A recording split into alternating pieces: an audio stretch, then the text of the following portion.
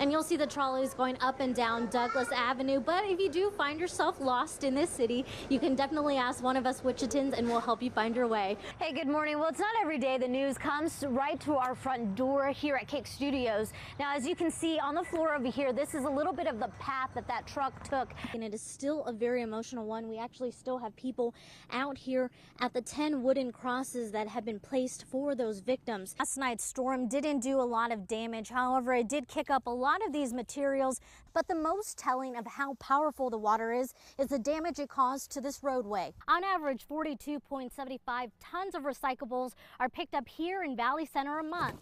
But the recycling industry is changing.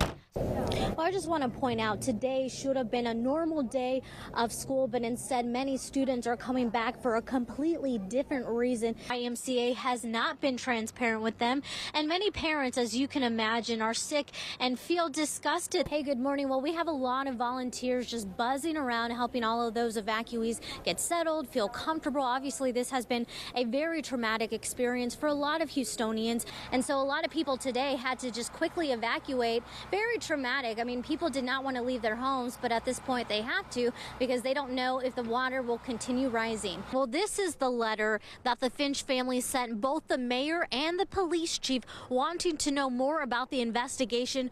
Hey, you guys, well, you'll see piles like this up and down a lot of these streets in Eureka. And let me tell you, just from this morning to what it looks like now, a lot of progress has been made. Well, this has been a tough day, not only for this small community, but the sheriff. We did talk to the sheriff earlier, and you can see the emotion on his face as he was talking about today. And many are shocked that behind these doors, that is where the shooting unfolded. The tragedy struck my office today. Jewell County had 2 deputies attacked. Jewell County Sheriff Don Jacobs was visibly shaken after 2 of his deputies were shot in the line of duty.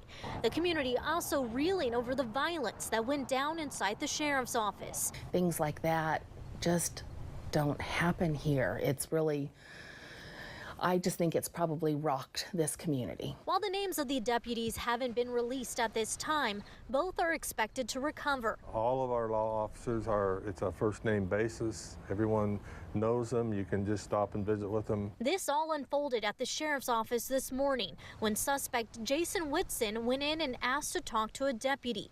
When he was approached, he opened fire. After that, he took off leading law enforcement officers across multiple counties, and at some point he dropped off 5 children and a woman. The chase ended near Minneapolis after the Kansas Highway Patrol intervened and Whitson lost control. Troopers found him suffering from a self-inflicted gunshot wound. Those who knew Whitson are shocked he'd resort to violence. He was a very kind, caring man. He was doing everything that he could to keep all the kids together. Becky Fernandez, a friend of his, believes he was going through legal battles to keep his kids. And I assume that it has to do something with his legal issues towards the children. I mean, like I said, the kids were his life. And if for anybody who is threatening that, you know, I can imagine that that could have caused him to go off the deep end.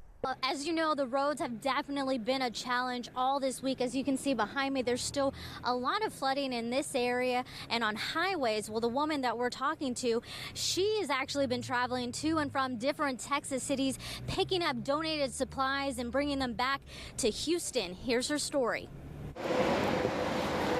On an average day, Cindy Marshall spends countless hours on the road. She's a trucker, but this week her deliveries are different.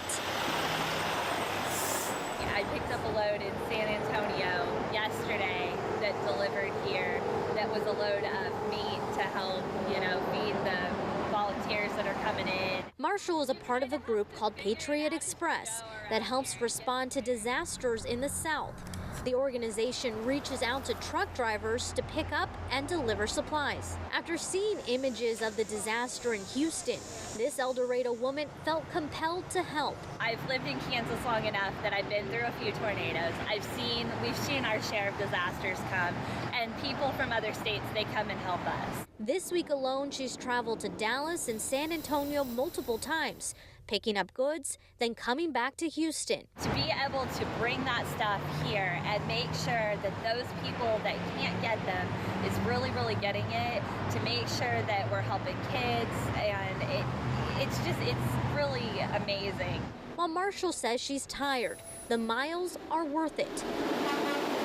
She'll be making a stop back in Benton, El Dorado, and Wichita this weekend, picking up more donations. Then it's back on the road to Texas. I look at it like this is our chance to help somewhere else. It's just something that I can do to give back for all the things that I've been given.